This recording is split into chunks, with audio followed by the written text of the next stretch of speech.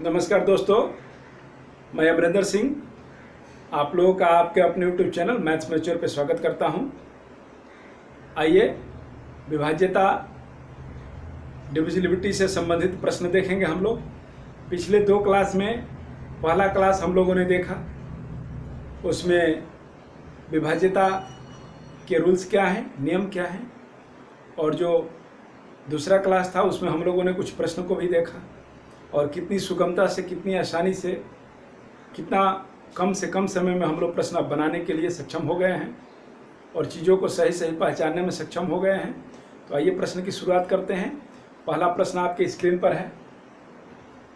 99547 के समीपतम कौन सी संख्या है जो 687 से पूर्णतया विभक्त हो जाएगी, डिवाइड हो जाएगी। इसके नियरेस्ट पूछ रहा है। 687 से भाग देने पर इसके नियरेस्ट कौन सी संख्या होगी, ऑप्शन दिया है। आइए देखते हैं।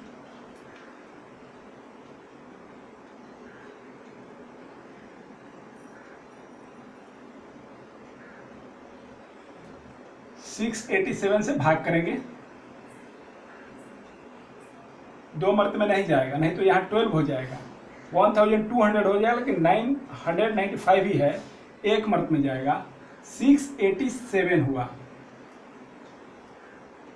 ऊपर से आएगा 15 में से 7 जाएगा 8, फिर एक हासिल दिया है तो यहाँ 0 हो जाएगा। 8 में से 8 जाएगा तो 0 हो जाएगा। इधर आएगा, कितना बचा? 3 करके देख लीजिए। 8 7 15, 1 8 1 9 और 6 3 9। अब यह ऊपर से आएगा 4, अब कितना मर्त में जाएगा? 6 3 18, ज़्यादा है। 6 4 24, अभी भी ज़्यादा है। 6 5 30, लेकिन इसमें 5 यदि करेंगे तो 8 5 40, 400 देगा, जो कि 84 से बहुत ज़्यादा है। इसलिए 4 बार में ही चले जाएंगे।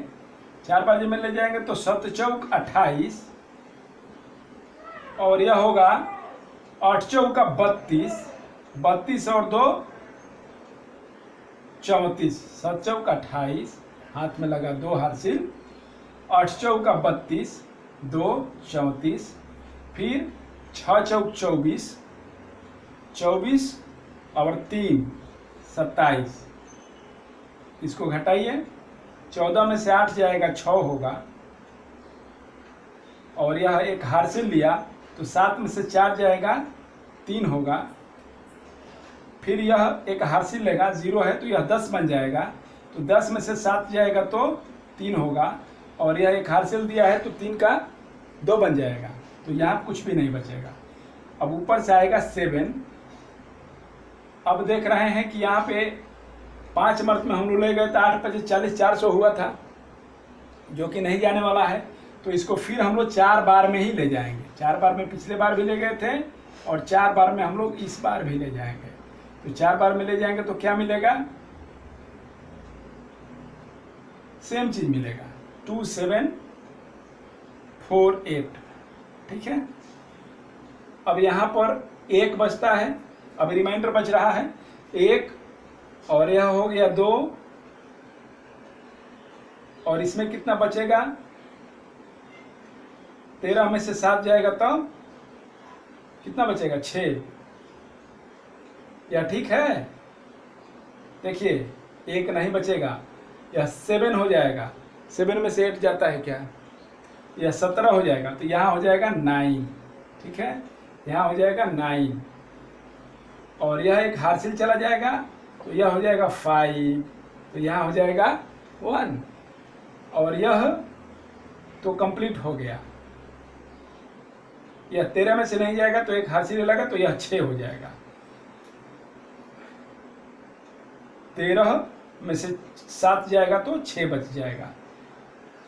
ठीक है, यानी आपका रिमाइंडर हो जाएगा 619। तो जैसा कि प्रश्न पूछ रहा है कि इसके समीपतम कौन सी संख्या है, तो इसके समीपतम कौन सी संख्या आएगी? यदि इसको हम इसमें से घटा देंगे इसको इसमें से घटा देंगे तो एक संख्या बन जाएगी, तो क्या वो इसके समीपतम होगी? दूर चली जाएगी और एक संख्या निकलेगी। वो संख्या क्या निकलेगी? 99547। ठीक है, 547। थोड़ा इधर लिखते हैं इसको।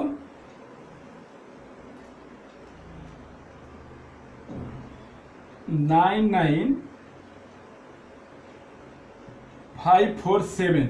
ठीक है, ये हो जाएगा। इसके बाद क्या हो जाएगा? 99547। अब इसमें प्लस हो जाएगा 687 और इसमें माइनस हो जाएगा 619। अब इसका मान क्या होगा? 99547 प्लस यह 17 में से 9 जाएगा तो कितना हो जाएगा? 8 हो जाएगा। 17 में से 9 जाएगा, माइनस होगा तो यह 8 हो जाएगा, क्योंकि एक हार्सिल लिया है। और यह 7 हो जाएगा, 7 में से 1 जाएगा तो 6 हो जाएगा, यानी 68। तो यही वह संख्या होगी। इसको जोड़ लिया जाए।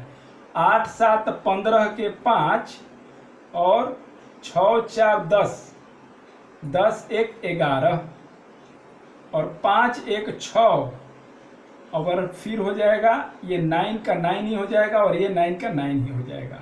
99615 वह संख्या है। 99615 वह संख्या है जो कि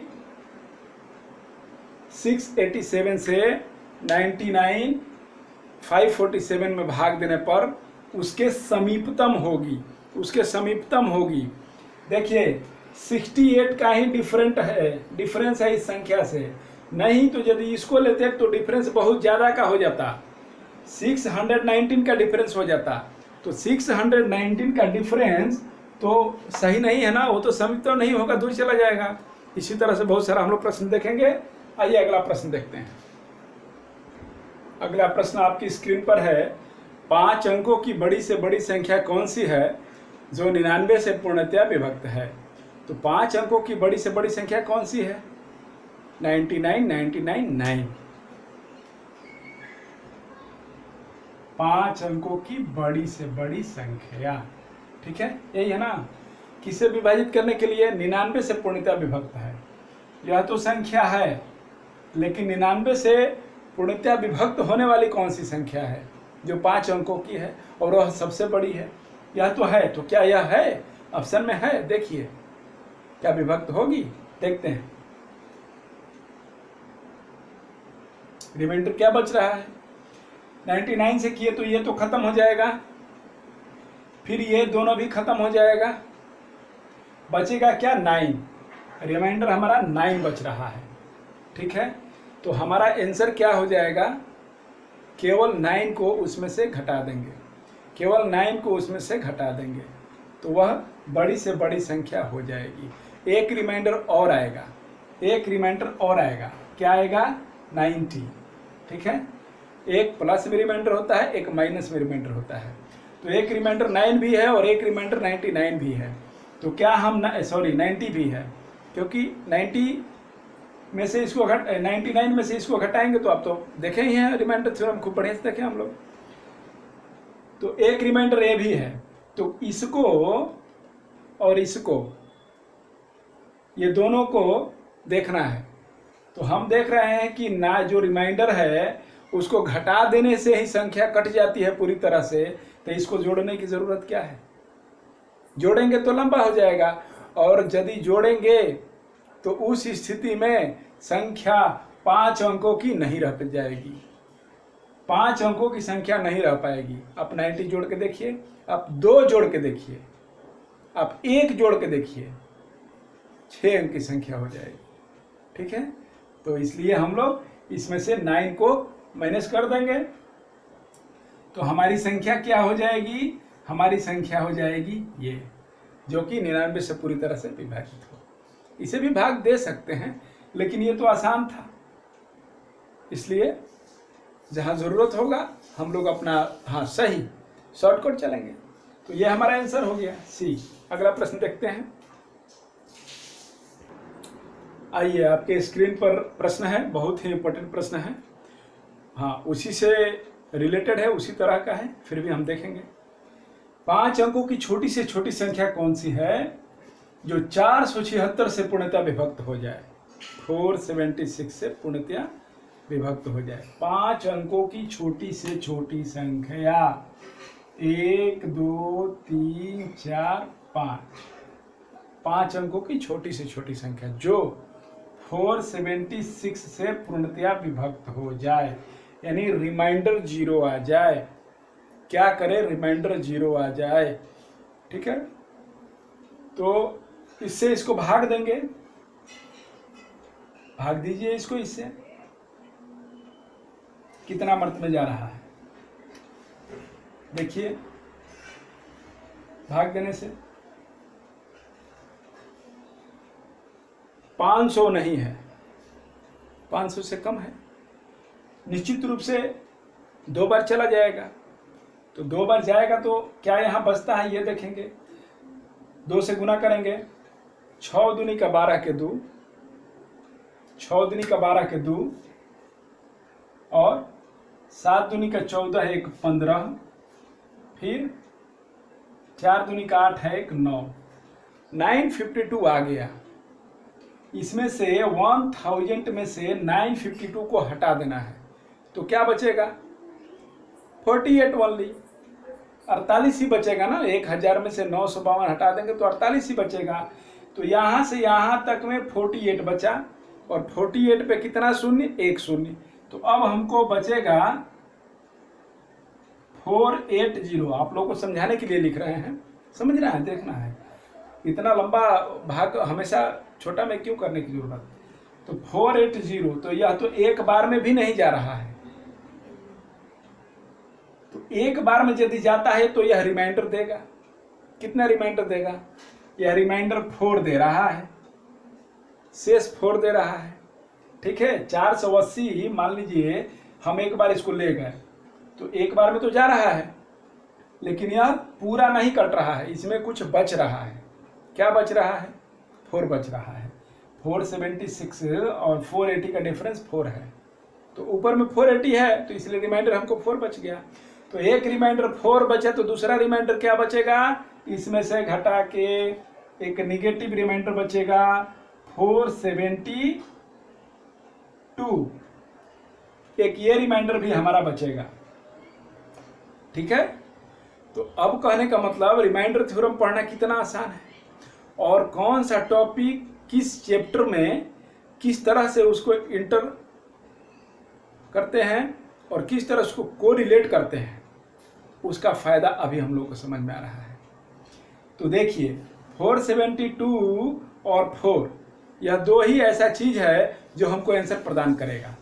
तो हम यदि कह रहा है वह छोटी से छोटी संख्या कौन सी है जो 476 से पूर्णतः विभक्त हो, तो यदि इसको हम घटा देंगे, रिमाइंडर को, जो प्लस रिमाइंडर है उसको हम घटा देंगे, तो सबको पता है कि उतना से ही यह नहीं कट रहा था, तो अब संख्या कट जाएगी। तो घटाएंगे तो क्या संख्या उस स्थिति में 5 अंकों की रहेगी? नहीं।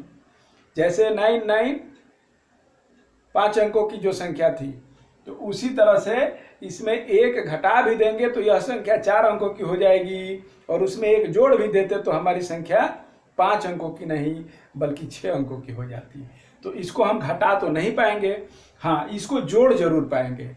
तो इसमें इसको हम जोड़ देंगे, ये निगेटिव में है, इससे मतलब नहीं है। ठीक है, और तरीका क्या है? तरीका तो यह है,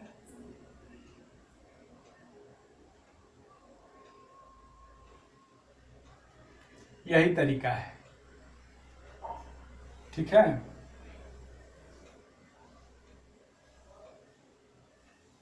तरीका यही है, लेकिन हम डायरेक्ट कर देंगे क्या? अब यह हो जाएगा 10472, 10472 बी हमारा आंसर हो गया।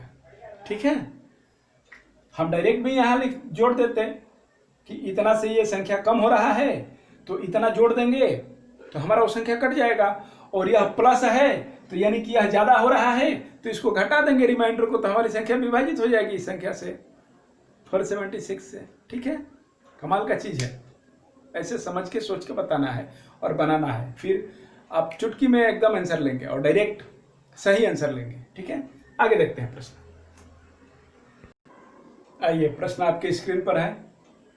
3 क्रमागत 3 के गुण जो मल्टीपल्स ऑफ 3 क्रमागत, ठीक है, का गुणनखंड फैक्टर किस अधिकतम संख्या से पूर्णतया कंप्लीटली विभक्त डिवीजन उसका हो जाता है। ऑप्शन है, तो ये तो हम बताए ही थे। 3 का अब मल्टीपल कह रहा है, एक तो 3 हो जाएगा, 6 हो जाएगा, और मल्टीपल हम बताए हैं कि अनंत होता है, इनफाइनाइट होता है, लेकिन फैक्टर जो है वह फाइनाइट होता है। तो अब हम देख लेते हैं, इसका गुणनफल बोल रहा है। 3 क्रमागत 3 के गुणजों का गुणनखंड, गुणज मल्टीपल्स का गुणनखंड किस अधिकतम संख्या से पूर्णतया विभक्त होगा। गुणनखंड यानी फैक्टर, ठीक है। तो इसका तो पहले मल्टीपल लेंगे, 3, 6 और 9, ठीक है। तो इसको बोल रहा है कि अभी किस संख्या से पूर्णतया विभक्त होगा, ठीक है। अब यह क्या संख्या हो जाएगी,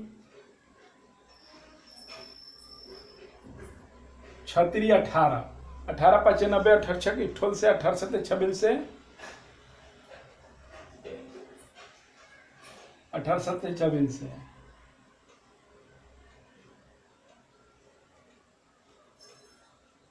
18 8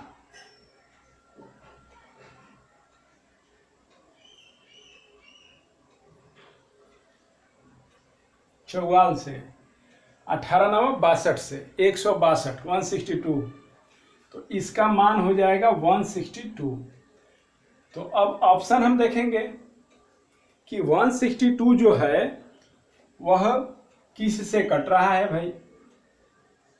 तो यह बोल रहा है अधिकतम संख्या से पूर्णतया विभक्त हो, छोटी संख्या से नहीं, अधिकतम संख्या से, ठीक है।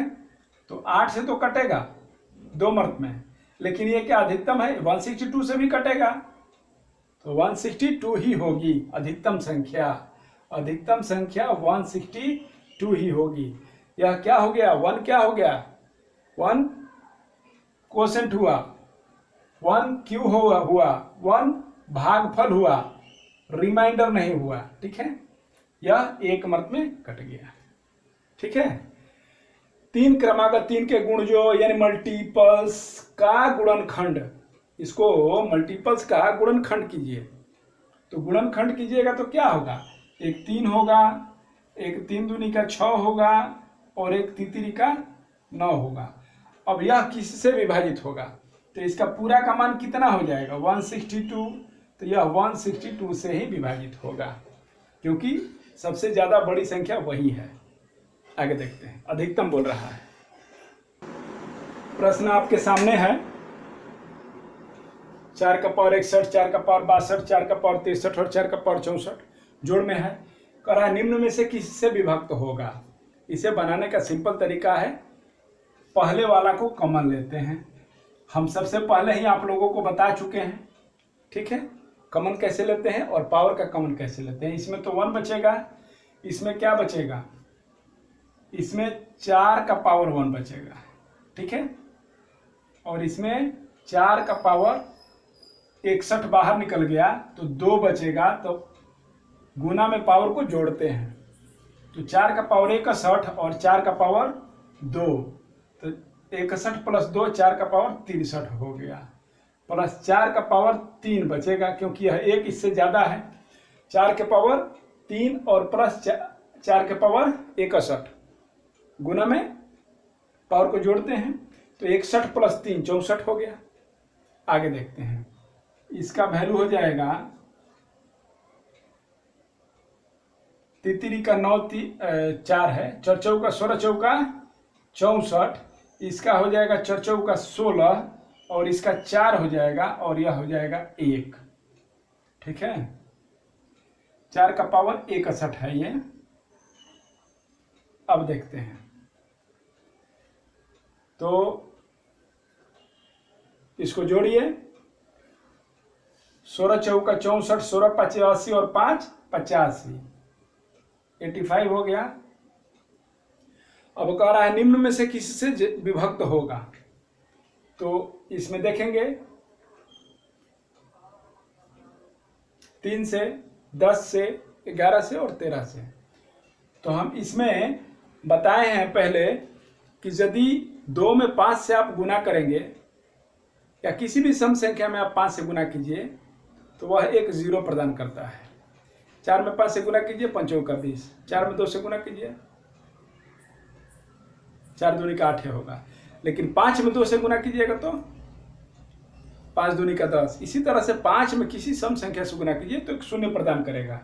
तो यह तो सम संख्या है ना, 4 सम संख्या है, तो इसको यूं लिख सकते हैं 4 का पावर 60, ठीक है, इंटू 17 इंटू 4 इंटू 5। कैसे?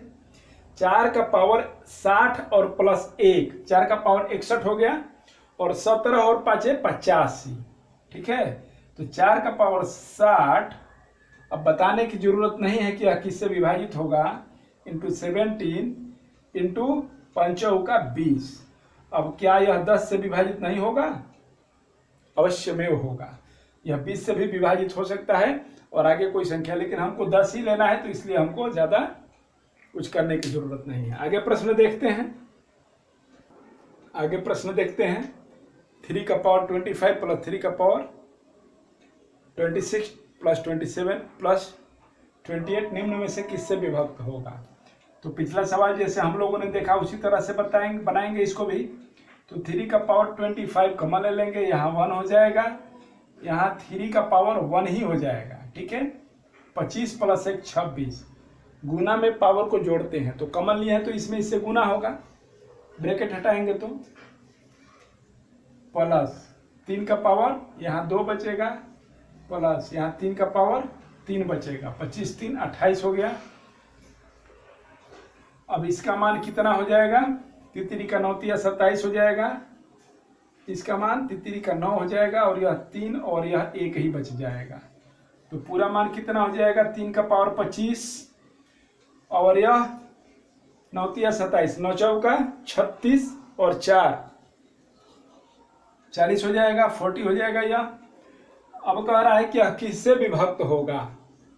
देखेंगे तो इसमें 5 5 चाहिए तब 125 से कटेगा, तो बेस में 5 5 चाहिए, सॉरी 3 5 चाहिए, 5 3 चाहिए तो इससे कटेगा। बेस में 8 5 40, एक ही 5 है, ये तो होगा नहीं। अच्छा, बेस में 4 4 चाहिए, 4 चाहिए, 2 4 चाहिए, 4 चौका 16, तो बेस में एक ही 4 है, 4 दहिया 40। ठीक है, तो ये भी होगा नहीं। और 11 का कटने के लिए तो इसमें तो कुछ ऐसा तुक बन नहीं रहा है, ये भी नहीं होगा। बचा जो संख्या ये, तो यही हमारा आंसर होगा। खैर ठीक है, हम इसको बना के देखेंगे। अब हम देखेंगे कि 3 का पावर 24 और यह हो जाएगा इंटू 4 इंटू 3 इंटू 10 हो गया। यह 10 चौका 40 देगा और 3 का पावर 24 और 3 का पावर 1, 3 का पावर 25 देगा। मान में कोई अंतर नहीं, तो यह जो 30 है यह बना देगा दोनों मिलकर, तो यह 30 से विभाजित हो रहा है, इसलिए आंसर हमारा 30 होगा। अगला प्रश्न देखते हैं। अगला प्रश्न आपके स्क्रीन पर है। स्टार का न्यूनतम मान क्या है जबकि 63576 स्टार, इसका न्यूनतम मान क्या है? छोटा से छोटा मान जो और इसके बाद 2 भी है, पूर्णतया 8 से विभक्त हो। यहाँ पर इसका मान क्या है कि यह 8 से पूर्णतया विभक्त हो यह संख्या। तो 8 से विभाज्यता तो हम लोग पढ़े हैं, तो अब हम लोगों के लिए तो बहुत आसानी हो गई। इतना लंबा संख्या देखने का कोई ज़रूरत ही नहीं है, इससे हमको कोई मतलब ही नहीं है। हमको मतलब है इससे तो बिल्कुल नहीं, हमको मतलब है बस इसी से। अंतिम 3 संख्या यदि 8 से कटती है तो वह संख्या 8 से पूर्णतः विभाजित है। तो यहाँ पर 1 रखेंगे तो 61 होगा, 612 होगा, और 2 रखेंगे तो 622 होगा, 3 रखेंगे तो 632 हो जाएगा, और 4 रखेंगे तो 642 हो जाएगा। तो अब देखते हैं बारी बारी से रख करके कौन पूर्णतः विभक्त है। 1 रखते हैं तो 1 रखते हैं तो 61 हो जाएगा। तो इसमें 8 से कटाएंगे तो 8 सते 56, क्या बचा 56 4 60 और 1 61, 5 बचा, 5 पर 2 52। 8 से 52 कटेगा? नहीं कट रहा है, नहीं कट रहा है। 8 48 ही हो जा रहा है, नहीं कट रहा है, तो यह होगा नहीं। ठीक है, आप लोग जल्दी जल्दी कर पाएंगे, कोई दिक्कत नहीं है, आराम से सीख रहे हैं हम लोग। फिर इसको 2 को मान रखेंगे यहाँ पे, तो 2 रखेंगे तो क्या होगा, फिर वही 8 सते 56, और यह 2 यहाँ पे है, तो 56 के बाद 5 हुआ उधर, 5 हुआ नहीं, कितना हो गया 4 हुआ 56 के बाद, 8 सते 56, 56 के बाद कितना हो गया 4 हुआ तो 60 हो गया, और यह 2 हुआ तो 4 2 6 62 हुआ। 62 कटेगा 8 से? नहीं कटेगा। यह देखते हैं तो यह 3 हो गया। तो 8 से तो 56 तो हमारा ऑलरेडी हम देख चुके हैं। अब 56 के बाद उधर 4 जोड़ते हैं तो 60 आता है, और 3 4 3 7, 7 पर 2 72, 8 9 72, यानी कि यह सही है। ठीक है, स्टार की जगह पर मान क्या होगा, स्टार का मान क्या होगा, स्टार का वैल्यू हमारा 3 होगा। आगे देखते हैं, अगला प्रश्न देखते हैं। स्टार का न्यूनतम मान क्या है जबकि 451 स्टार 603 पूर्णतया 9 से विभक्त हो, 9 से विभक्त हो। ठीक है, तो 9 से विभक्त होने के लिए क्या होगा, संख्याओं का योग 9 से पूर्णतः विभक्त हो तो वह संख्या 9 से विभक्त होती है। तो अब इसमें हम क्या करेंगे, 451 स्टार 603, और इसको 9 से विभक्त करना है, और स्टार का मान लेना। हम जोड़ेंगे और जोड़ करके उसमें देखेंगे क्या कमी हो रहा है, क्या ज़्यादा हो रहा है, तो उसके अनुसार करेंगे। ठीक है, चलिए हम जोड़ते हैं। स्टार का मान क्या हो गया 8। क्यों जोड़ेंगे, काम करने का सबका अलग अलग तरीका है। 5 4 9 कट गया 9 से, 6 3 9 9 से कट गया, बचा क्या 1, 8 जोड़ेंगे, 8 1 9 कट गया। ठीक है, आज के लिए इतना ही रहने देते हैं। अगला प्रश्न अगले क्लास में हम देखेंगे। कुछ प्रश्न इसी तरह के रहेंगे और कुछ नए प्रश्न भी रहेंगे। ठीक है, भाजकों की संख्या पूछता है, बहुत इंपॉर्टेंट प्रश्न है। बैंक पीओ में, एनडीए में, सीडीएस में भाजकों की संख्या पूछता है। भाजकों की संख्या मतलब डिवाइजर्स।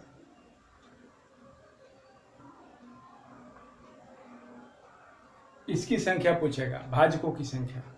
हम लोग देखेंगे, 1 2 प्रश्न बता देंगे, उसके अनुसार आप लोग किसी तरह का पूछेगा तो उसका जवाब देने के लिए आप लोग तैयार रहेंगे, उसके योग्य आप लोग बन जाएंगे बाय प्रैक्टिस। और आप लोग यदि चैनल पर नए हैं तो पिछला वीडियो देखिए और इसको सब्सक्राइब कीजिए, लाइक कीजिए और कमेंट कीजिए।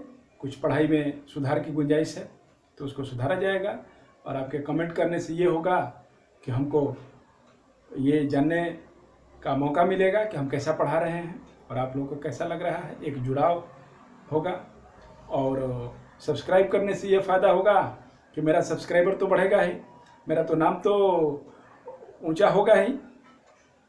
और आप लोगों का जो पढ़ाई के प्रति रुझान है, तो आप लोगों को जो हम मेहनत कर रहे हैं और जो वीडियो बना कर अपलोड करेंगे तो वो सब कुछ आप लोगों को ऑटोमेटिक मिलते जाएगा। ठीक है, परिश्रम जो करता है उसको उसका फल जरूर मिलेगा एक ना एक दिन, इसलिए घबराने की ज़रूरत नहीं है। आप लोग मेहनत कीजिए, सही दिशा में मेहनत कीजिए, फल की चिंता नहीं कीजिए। जो फल की चिंता करता है तो उसको ज़्यादा मेहनत करना पड़ता है, और जो फल की चिंता किए बिना मेहनत करता है तो उसको मेहनत लगता ही नहीं है। क्योंकि किसी भी लक्ष्य को प्राप्त करना और उस लक्ष्य को प्राप्त करने की तरफ गतिशील होना, चलमान होना, रास्ते में चलना, उसके प्रति काम करना, दोनों में फ़र्क है। आप किसी लक्ष्य को प्राप्त कर लीजिए, मानिए कि हमको 10 लाख सब्सक्राइबर का लक्ष्य रखे हैं, हमको प्राप्त करना है। तो जिस दिन हमको 10 लाख सब्सक्राइबर, 1 मिलियन सब्सक्राइबर पूरा हो जाएगा, तो उस दिन क्या हम चुप बैठेंगे? क्या हमारी संतुष्टि हो जाएगी? क्या हमें सर्टिफिकेशन मिल जाएगा? नहीं मिलता है। ठीक है, तो क्या होगा नहीं होगा, लाभ हानि और इस सब से परे रहना है और फल की चिंता नहीं करना है, कर्म करना है। यदि हम कर्म करेंगे तो हम 10 लाख का क्यों टारगेट रखेंगे? हम 2, 4, 5 करोड़ का क्यों नहीं टारगेट रखेंगे? और क्यों नहीं सोचेंगे? सब हमारा वीडियो देखें, सबको पसंद आए, सबको अच्छा लगे, इसमें क्या गलती है? अच्छा चीज़ है। अपने बच्चों को पढ़ाने के लिए भी लोग देख सकते हैं, खुद की जानकारी के लिए भी विद्यार्थी पढ़ सकते हैं, टीचर भी देख सकते हैं। हो सकता है कि कुछ ऐसा चीज़ है जो हम जानते हों तो उन्हें के काम का होगा, तो ज़रूर किसी न किसी का तो कुछ ना कुछ विषय जरूर उसमें स्पेशलिस्ट तो होता ही है वो। तो बहुत सारी बातें हैं, तो हम देखेंगे, अपना काम करेंगे। तो आप लोग कर्म कीजिए, फल की चिंता मत कीजिए। बहुत तकलीफ होता है फल की चिंता, हम फल की चिंता कभी नहीं करते हैं। और एक जो भी समझ लीजिए, हमें एजुकेटर समझ लीजिए, टीचर समझ लीजिए, बड़ा भाई समझ लीजिए, अपना मित्र समझ लीजिए, हम यही शिक्षा देंगे कि फल की चिंता जैसे हम नहीं करते हैं, आप लोग को भी नहीं करना है। निष्काम भाव से कर्म करना है। ठीक है, तो आइए अगले क्लास में मिलते हैं। इसके लिए बहुत बहुत शुक्रिया। आप लोग जुड़े और वीडियो को पूरा तरीक़े से शुरू से अंत तक आप लोगों ने देखा और इसका लाभ उठाया। बहुत अच्छा लगा होगा आप लोगों को, और आगे इसी तरह का हम वीडियो बना के डालते रहेंगे और आप लोगों को लाभान्वित कराते रहेंगे। Thank you. आगे देखते हैं।